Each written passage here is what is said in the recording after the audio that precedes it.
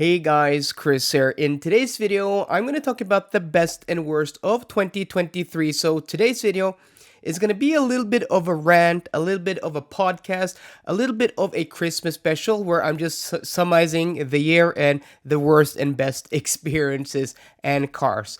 I've been a bit sick for a few days, so I apologize for my voice, and I almost have no hearing in my left ear because I'm so stuffy. But without further ado, let's jump into the list. So what we're going to start with is the worst car I drove in 2023. And this is kind of a hard one because I went through my list several times of the cars I drove, and I haven't driven an outright bad car. I haven't driven a car that I thought, this is a bad car, this is a car I absolutely wouldn't buy. But the worst cars I've driven is between two cars, and that is the Hongqi EHS9 I drove early in the year, the pre-facelift version, or the non-updated version with the smaller 100 kilowatt hour battery pack and the less good stereo as we get in the new 120 kilowatt hour version here in Norway at least. The Hongqi EHS9 is a car I really do like, but it has a lot of things that I don't like. So first off, a lot of the tech, a lot of the, autonomous driving features and just assistance systems isn't polished, doesn't work well. Amongst that is the adaptive cruise control, which, you set it to speed, and when you're on a highway or on a motorway, as soon as you have a little bit of lock, turning a little bit, the adaptive cruise control will decrease the speed quite severely. I've done several videos on this, and it is super annoying. And also the way it engages and disengages just isn't smooth at all. And also the stereo in that car is pretty bad. Also slow charging, very inefficient. So it's a very good luxury car.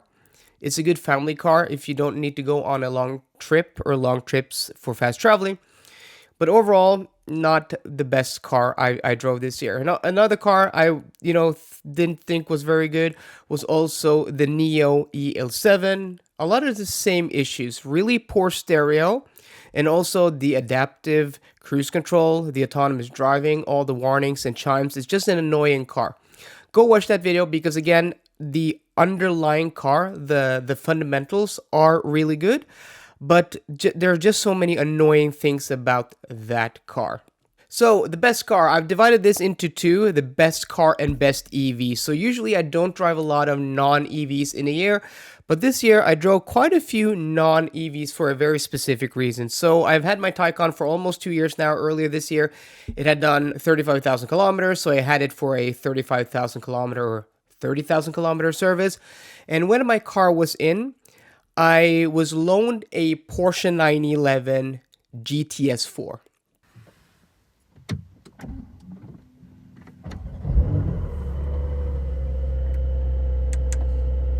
So the sales guy I bought my Porsche from, Daniel, at Porsche Center in Belgium, an awesome guy. So if you're going to go buy a Porsche, go hit up Daniel. He'll help you a lot. Awesome salesman.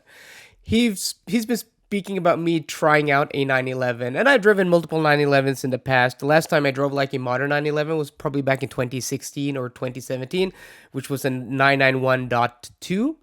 And I haven't driven a modern 911 since. So I'm like, okay, sure, my car's in for a day. I can give me the keys to a 911. I'll borrow that for a day. And the car I got was a 911 GTS 4. And this is one of the biggest surprises I've had this year, and probably the best car I drove this year because it was so freaking awesome. It's not the fastest, by far not the fastest, but the experience, the sound, just the drama of the GTS 4 being so raw and brutal really, really surprised me. Yeah.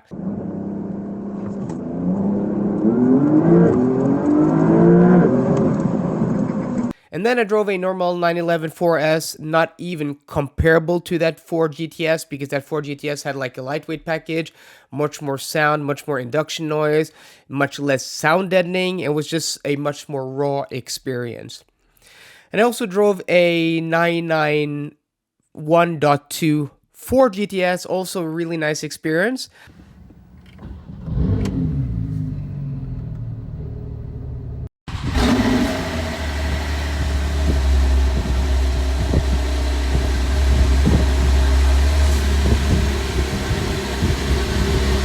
But that, brand new, the 992.14 GTS was just an amazing car. And then I drove a 991.1 GT3.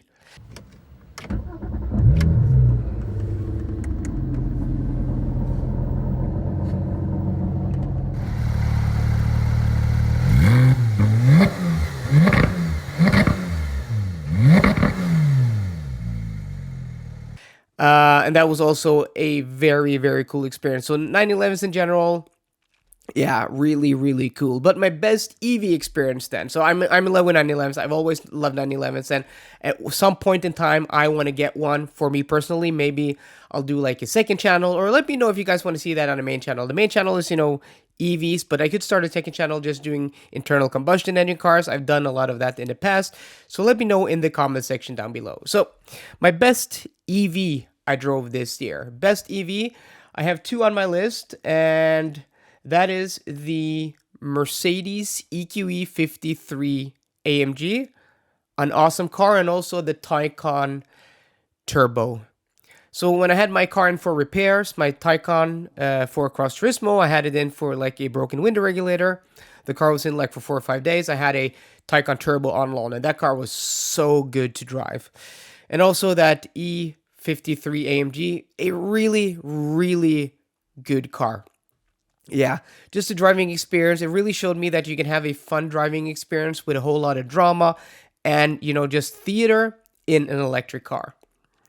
So my biggest letdown, though, which we're going to hop to now, the biggest letdown was the Neo ET5. Again, another Chinese car. And again, this is a car I was had so high expectations for. I really anticipated, high anticipation, like good price, really good looking inside and out, and just had all the stats. But to drive, it was a letdown. The driving experience was like very bland, and again, it suffers from the same things as the other Chinese cars here on the list, and that is a really poor stereo, autonomous driving, and just annoying chimes and functions that make the car just annoying to drive.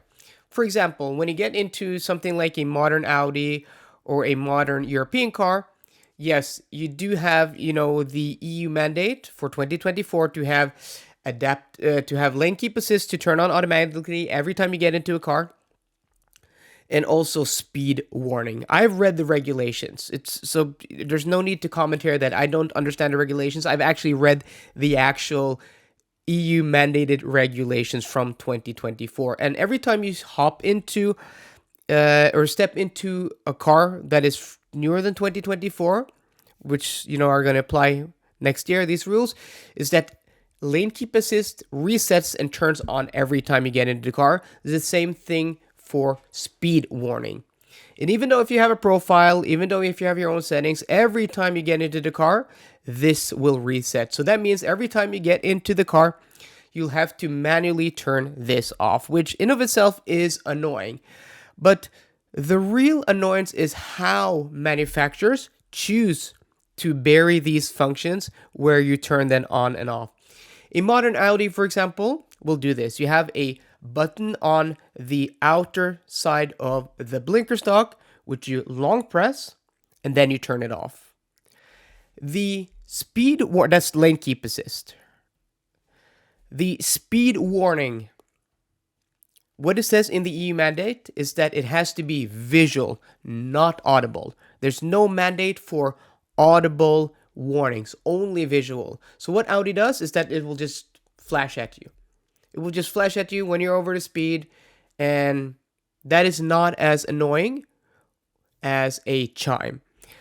So that's basically what you have to do every time you hop into the car. You just long press that button. Other cars also just you have shortcuts. You can just really easily turn it off.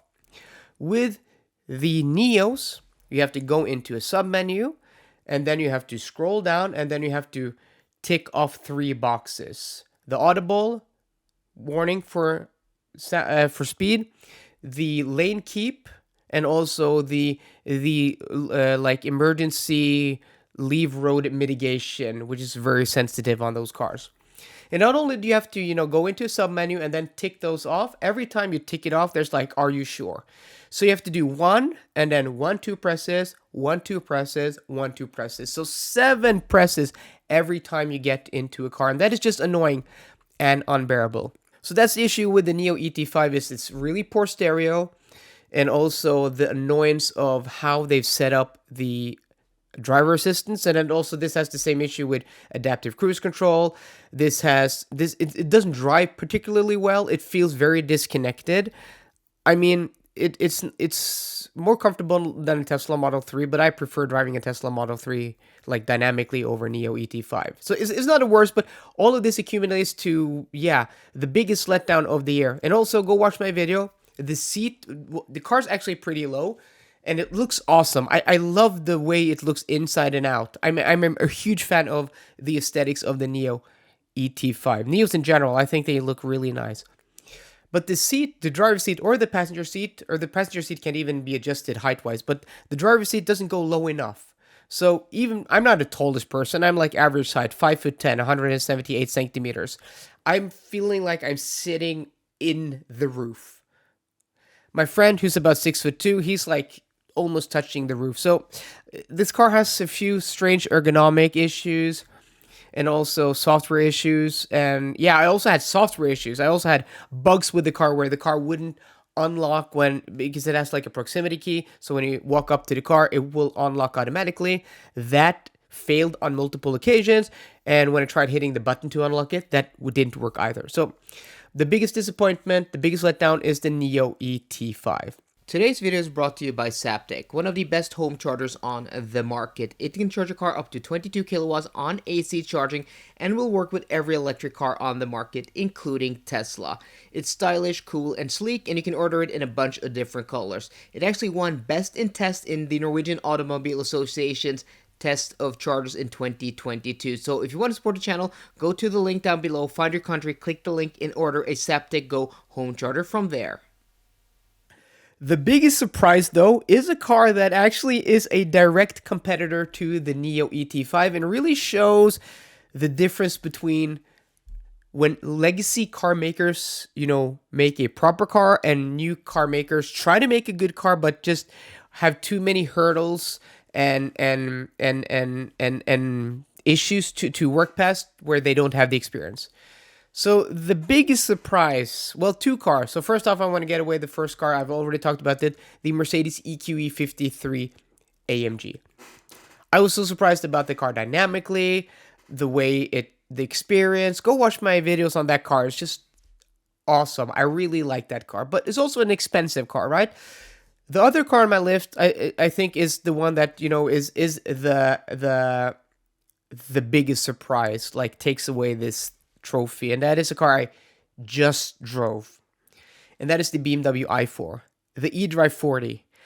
I mean, I didn't have a lot of expectations for this car. It's based on an internal combustion engine platform, and I say that because it's not a dedicated electric car platform, right? There was a comment on one of my videos on the i4, like, is it really like based on an ICE platform because they make it as ICE with an internal combustion engine, and also it was developed to be an electric car? Yes, I'm going to say that because it has compromises from being an ICE car, right?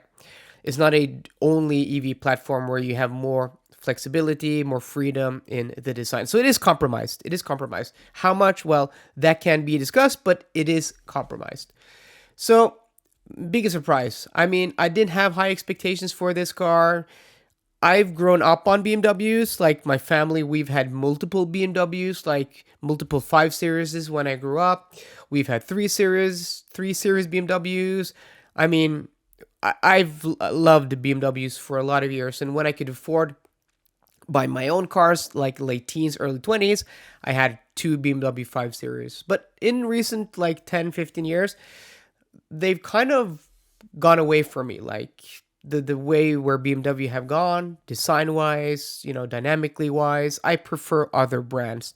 And also there's a whole stigma around BMW, especially here in Norway and in Scandinavia, that I don't want to get into. But so I went into this car like, okay, I'm just going to do testing. But was I surprised? It's comfortable. It's quiet. It has really nice steering, and I'm gonna say maybe something controversial here. I think it has better, more natural, nicer balance, more feel in the steering than my Porsche Taycan. And that's saying a lot because my Porsche Taycan has one of the best steering in any car I've driven. The only car I think has better steering, like, is the Mercedes EQE 53 AMG again. That car has great steering. And I think this BMW has marginally better steering. And for like half the price, it is quiet, it's comfortable, it's roomy, it's spacious, it's super efficient in rear wheel drive motor. Go check out my videos. Super impressive and has fast charging. Yes, the car has a few flaws here and there, but it's overall a very good package. No major flaws. Route planning could be better, but no major flaws. It's an awesome car, and I'm gonna do do a full review of that car in January again because, well, I've been sick, so I had to cancel my tests with that car. But I'm pretty sure it's really high up on my list of the cars I'd recommend at that price point. Then we have my worst experience of 2023. And yeah, so this is kind of like an experience where it started earlier and it just accumulated all the bad luck. So my camera broke testing a Hongxi EHS9 this summer, the facelifted version or the updated version with the bigger battery pack, more bigger battery and upgraded stereo and stuff like that. Broke like during my first day of testing, so I couldn't upload those videos. They weren't complete. So my camera broke and I sent it in for repair, and the repair was took such a long time, several months. So I had planned to go to the IAA, the International Auto Show in Munich in Germany in September. The camera broke in July, 2 months prior. And it was supposed to take 3 weeks, but the shop who fixed it under warranty kept ordering the wrong parts and just weren't able to fix the issue. So it ended up me having to, after a while filming on my iPhone, I had to buy a new camera, right? So I'm like, okay, I'm gonna upgrade, I'm gonna buy a new body, I'm gonna buy a new lens, and instead of spending the same amount of money on the same quality as I had, I wanted to upgrade my equipment. So that is what I did. So I spent 3 or 4,000 euros on a new camera, and I was so satisfied with the quality. Go watch my first videos. I'm going to overlay some video here of the first few videos I shot on that camera before I went down to Germany. So I'm ready to go. I have new microphones, I have a new camera, I have new kit before I'm going down to the International Auto Show for a whole week of filming. I'm so stoked, and the quality was just amazing. My MacBook couldn't keep up with the new quality and the files I was filming with, so that's another story. So that was frustrating, but day one in Germany at the IAA, I'm out filming with my new camera. To make everything easier, I brought new mounts for my car, my for driving, for my tripod, and I bought a lot of new quick releases, right? So these are let's say I can show you here. So this is one of my old mounts, and this is a quick release. So this clicks on to the other part, right? Underneath the camera, above the camera. I'm rigging out my camera to properly, just be able to use it more versatile. If I'm investing in new equipment, I'm gonna do it properly, right? So day one, I'm clicking on my tripod. And then I'm extending out my hand, and then because these quick releases were brand new, they were hard to click into place and lock, and I wasn't used to using them. So my own fault, my own stupidity, but also my inexperience with this type of hardware meant that once I clicked on the camera to the tripod and extended my hand, the camera with my lens, everything fell off. I bought this lens. This is Samyang. Pretty awesome lens, but it's super heavy. It's almost 2 kilos. And this, at the end of the body, just fell to the floor, and then it broke here on the mount. And these are electronics, so that meant the lens was broken. The lens was broken day one of filming in Germany. This is a 1,200 euro lens, the most expensive lens I've ever spent money on. And I didn't bring my other lenses because I'm like, I brought new hardware. Why would I bring my old inferior lenses when I'm going to use my new sweet, awesome lens?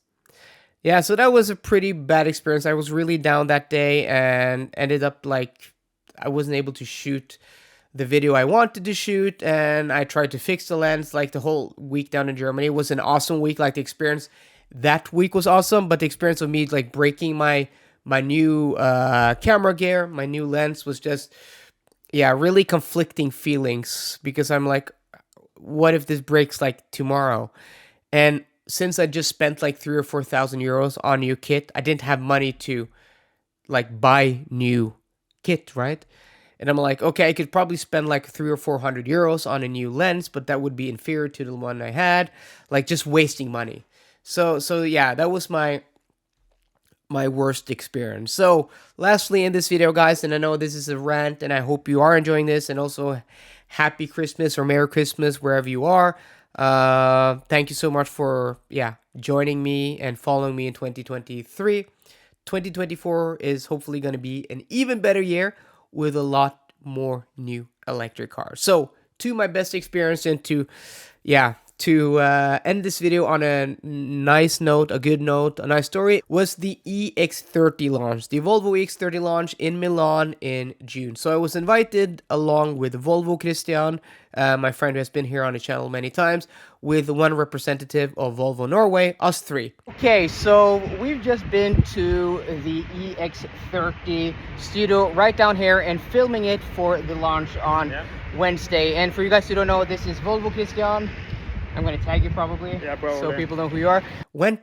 Flew down to Milan in Italy the day before the international launch. And that was awesome. That was so cool. Flew down, driven to the hotel, and checked into this really nice hotel in Milan. We had a nice lunch. We went to film the car like the day before everybody else in private.